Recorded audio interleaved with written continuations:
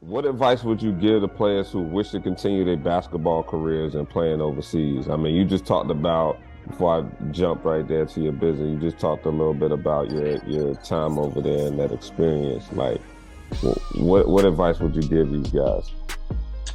Just basically being proactive, you know, with your recruitment. That's like even high schoolers going into college guys trying to get overseas. You kind of have to be proactive with it, man, because you got to remember, man, it's 1,000,001 guys that are looking for these opportunities, you know, and they only have but so many. And you can have a guy that's not as talented as you, but he has a harder grind and a harder hustle than you know, and he'll get that opportunity before you. And you're looking like, wow, why didn't I get that opportunity? I'm 10 times better than him. But no, he had that drive. He was proactive and he was a hustler about his, so he got that opportunity. So you definitely got to have to be proactive in trying to find these opportunities. You got to be where the competition is. You know, you got to be where the people that have these connections are. You know, kind of get that foot in the door, keep it in there. You know, and just staying active. Also going over there with an open mind, because a lot of the situations won't be ideal. You know, and you got to be able to push through those situations.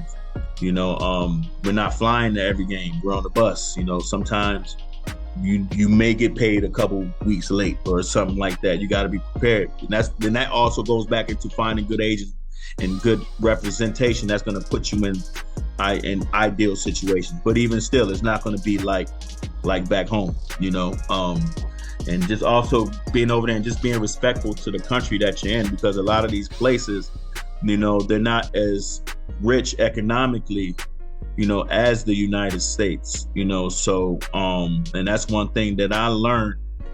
I learned it quickly though, but you kind of got to respect the culture, respect the programs and the clubs and the towns and cities that bring you out. You know, try not to, you know, be seen out there in public, you know, doing things that aren't becoming of the club, and always out in the nightclubs and all that stuff is not very attractive, because they're watching your every move, because you're probably going to be the highest paid player, you know, and they want you to be able to perform, you know, and they're going to look for any excuse to, you know, throw you under the bus, you know. So a lot of times, a lot of these these programs are cutthroat. You don't get too many opportunities, and you don't want to get that label on you.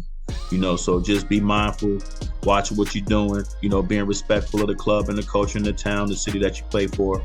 And like I said before, just getting involved in the community, you know. And that's one thing that kind of helped, probably extended my career, was I always left that door open because I was involved with the kids. You know, I would, you know, give away headbands and wristbands and sign autographs after the game, and work out with the kids, and, you know, grab a couple kids, do clinics on the weekends and stuff like that. So I ingratiated myself with the community, man, and that always left the door open for me. Even to this day, when I call back and want to do things, they're like, hey, they're more than willing to do it, because they know the quality that's coming and they know the character that's behind it. So, you know, just those are some little nuggets right there that kind of will help you guys on your way.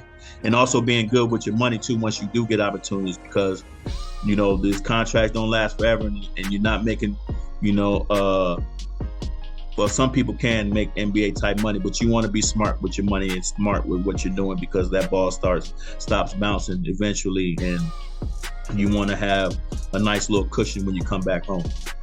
Man, that's dope.